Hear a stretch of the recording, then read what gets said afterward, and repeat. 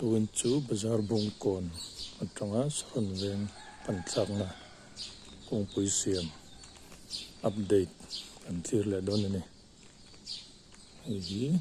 lai kong pui mo tak mai hi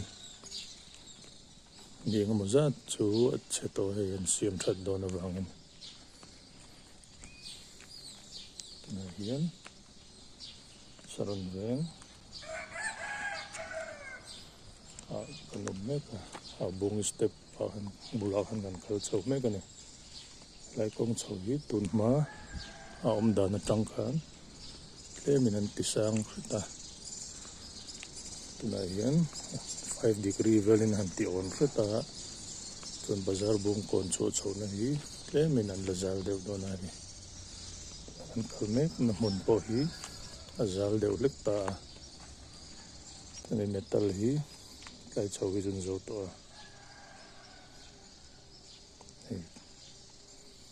zau nuam khop maya tinamam tha tina kong on dan zong po hi tok viu ni lai chau tu na kan kalmek na hi 5 degree valley na ona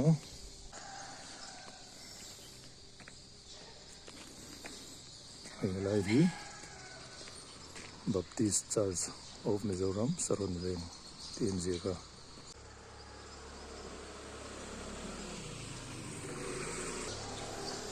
lai mun hi tun ma on em trina kan ya tuna chanan siam zal de dak ta on wak lo dein motor pon tlan thai to do ne tuna kan hoilet le lo kang ha moi khup mai tin he lai hi Rose Ut Hospital mun bul kanita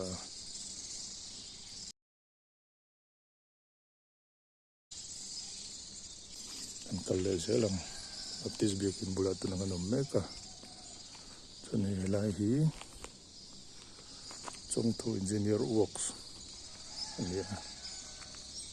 hi an ni hian an ram hetilai mun tle ma jong hi footpath kaltai na tan an te helai footpath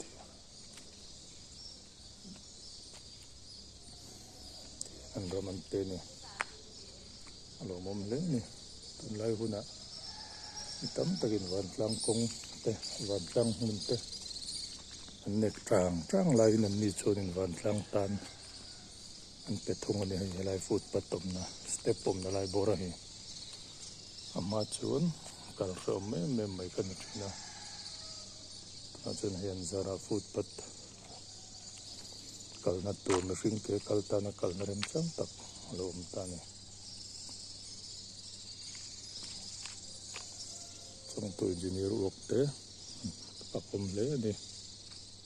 yang lai to di chon hi helai china hi footpath lui khani ta ti roli nan ram koi chalo chuna thai lo heng lai to ne chong tu engineer te an pakom le ni chon hi tuna hian modern school thang kong ko lai taka han ka nom le me ka ni min lam ni le nga le ni jana ten han tok chara tuna chon helai put le lawom em mai khan lo zo to ni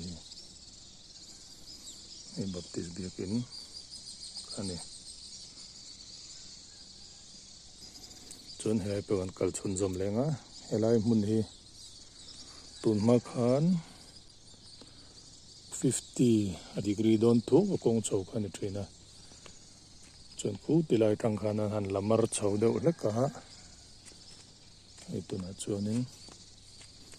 kong po lo zal lom ta freta 30 degree vel nin ka ria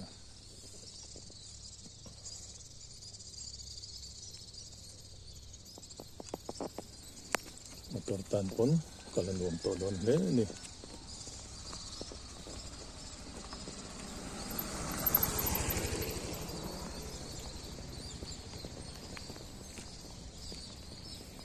footpath train po ha akang ta deu ndora fit khat veli na tlan hian rin tong hi fit khat veli na ti ni ta ga chun kong ko lo zal dom ta dewa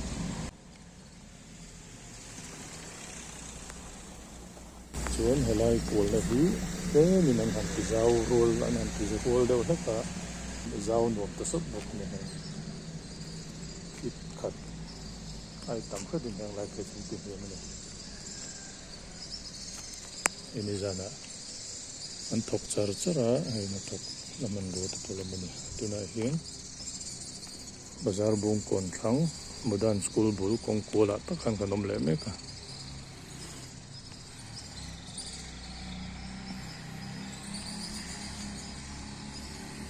ai kong chau po tlan nuam to par dong khop mai lir thei tan pon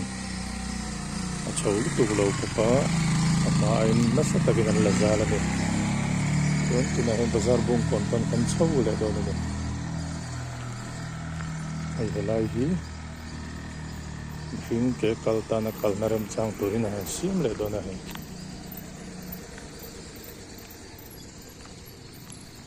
ai kang lai hi mani hanan metal zo to a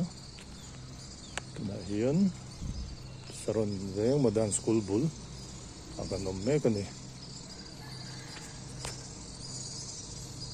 MES entia hai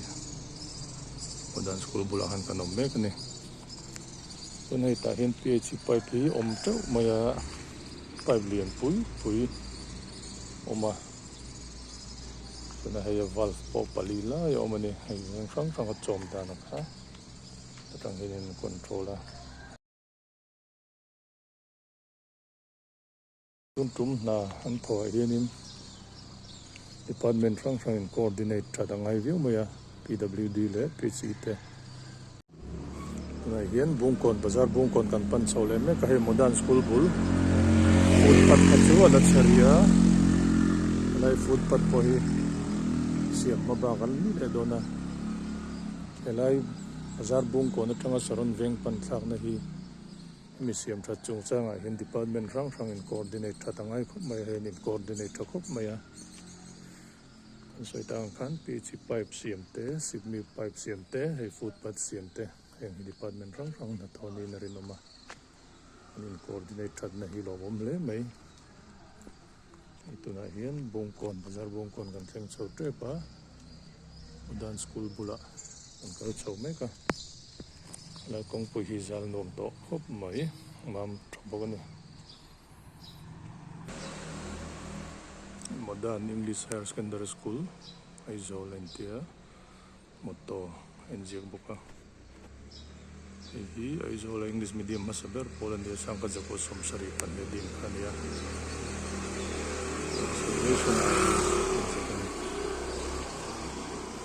jadi bazar bungkon kan chok don tre pa kan chok la long oh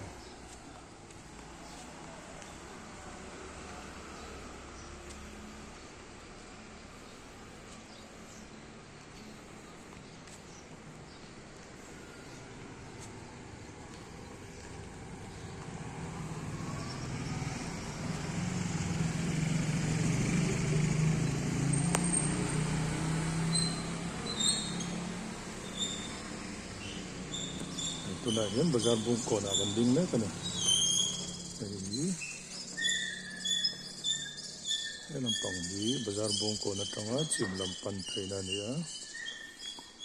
indor ang oma overbridge alo oma sone helai hi tuna hian bazar bungkon atanga marlam panna kan thir le me kani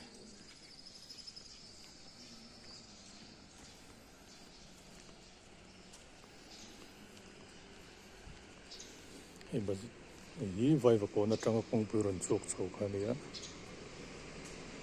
sonin e lampang hi bara bazar hospital road kan chona lampang kani thongani lampang hi dorpui bara bazar ni pai khania ai hian